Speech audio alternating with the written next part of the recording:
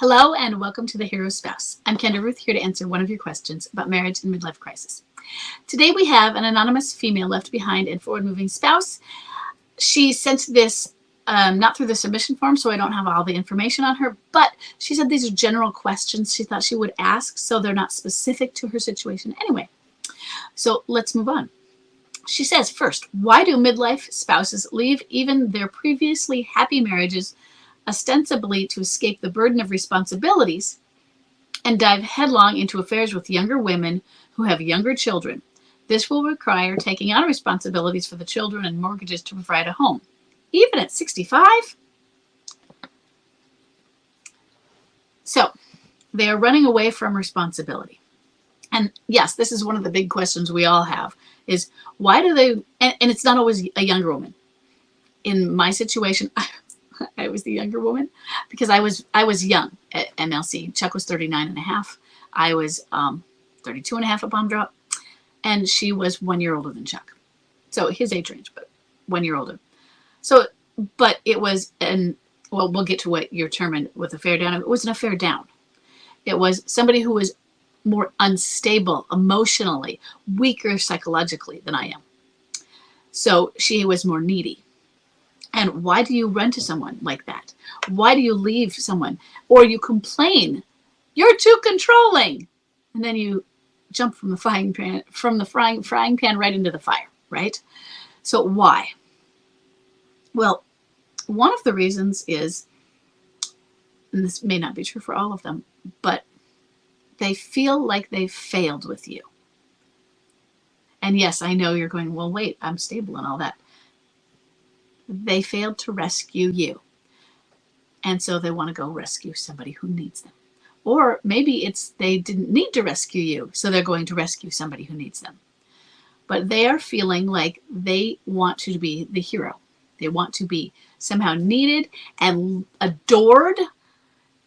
When we're looking at them, we're probably looking at them, supposing we're not looking down on them, nagging, criticizing, that sort of thing. We're looking at them as our equal. And that's a beautiful thing. That is what we want in a marriage. But remember, midlife crisis is a crisis of identity. They're back to, first thing, they've already regressed. So they are regressed to about 17. So they go for somebody else who has regressed to that maturity level as well. You at your maturity level are more like mom. You can tell them, hey, this is wrong. Well, what 17-year-old wants to be told that? So think of it as though, yeah, they're leaving stability, but it's because they're now unstable. And stability is going to have rules and boundaries, and you're supposed to follow these rules. And think about how a teenager is, well, I don't want to follow your rules, I'm just going to leave. And then they do what teenagers are supposed to do as they grow older, and they leave the house. It's part of growing up. But sometimes it's because I didn't want to follow your rules. And well, we have rules in our house. And that's what's happening also. But there's the I failed to rescue you part. And it might just be their idea that maybe after bomb drop, they'll use that as an excuse because suddenly you're a puddle on the floor, but you weren't before. But I failed to rescue you. They want to go to somebody who needs rescuing. So this said, you said it right there. This is going to require taking on responsibilities. You get to be the hero. Children, mortgage, even at 65, yeah. That is exactly why. He gets to be have somebody who adores him, somebody who looks up to him, somebody where he can be a figure of not authority, but somebody who is credible and can be a mentor. I know it feels creepy because it's like, okay, but this is the alienator as well. But he has more life experience. And so he feels like I can help this person. And she looks up to me. She feels like I'm such a wonderful person. They do these praises. And it feeds that ego. He didn't feel like he was doing enough, like he was enough of a person, had the purpose, and this has provided it to him now. Okay, number 2. So we have, aren't all affairs affair downs when the alienator is a woman or a man in this, but who becomes involved with a married man? And I know what you mean. The answer is no, but I know what you mean. I'm assuming you're meaning, well, somebody who's having an affair. And I'm going to qualify one piece of it because I think anyone would agree. If you don't know that the man you are dating is married, that doesn't count. Okay, so we're going to qualify that all affairs, when the affair partner knows that this is a married person they're with, okay, is when the alienator. Why isn't that always a woman? Because it's about their emotional and psychological stability. And you can have a person who is making a bad choice, but who does not have that same level of instability. Now, some of what happens, though, in a limerent affair especially, is a person outside of the affair can be a stable person, or could have been. And when I say outside of the affair, I don't mean outside of the affair at this time. I mean the affair lasts 3 years. Outside of those 3 years, they can recover from it. They may have been fine before it, but limerence is an addiction, and it's crazy making. So both partners go crazy, and they become an affair down. Or you can have somebody who is that type anyway. Somebody who is already a borderline personality disorder or a narcissist. These types that are an affair down, but it is about their emotional state. So if you have a friends with benefits and they just don't respect marital bonds, that doesn't make that person affair down.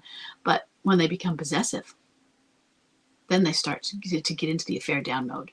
When they start to attack you, they start to get into the affair. They're getting toward that. But hey, he's just my friend, and occasionally we have a hookup.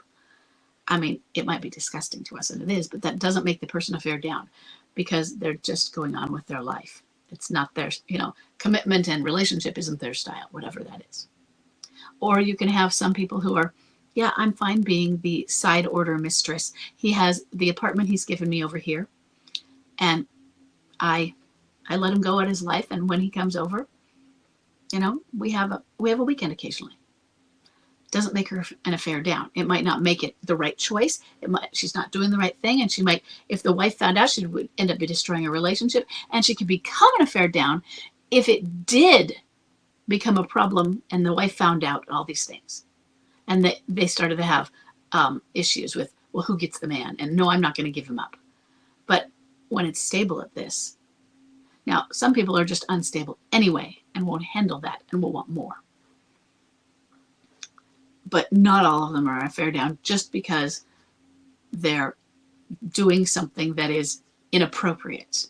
I want to say sin, but it depends on your idea of sin and your idea of the Bible, or maybe you're not into monogamy and all these things. Not everyone has our boundaries. Okay. Number 3, this is the final question she has. Is it monstering in replay when the midlife crisis spouse's oldest friends want to meet and keep in touch, and the MLCer insists on bringing the new girlfriend, i.e. forcing acceptance of the relationship and the new partner? No, that's not monstering. That's just selfish behavior. That's immaturity. But not all pieces of immaturity mean that it's monstering. Now, if he started to rage and scream at them for not accepting it, then he'd be monstering. But just being selfish doesn't mean that you're in monster mode. That's selfish mode. And you can have all sorts of aspects of selfish that don't have to be monstering. Okay? So monstering doesn't always have to be raging. Monster can hide. So there is something that I call charming monster. But really what happens with what charming monster is it's the regular monster lurking inside and going, that didn't get me what I want. I'm going to use this charm tactic, but they're sly like a fox. They're not meaning the charm. It's inauthentic. It's a trick. And so that's why that's still part of monster, because monster has decided to put on a mask over their monstrous face, which is really what they are, and trick you by trying to be nice. But it's come into my parlor, said the spider to the fly. Okay. So I hope those helped you to understand. And if they didn't, let me know, because those are really good questions, especially for a general audience. And I will just keep asking as you want me to, and I will see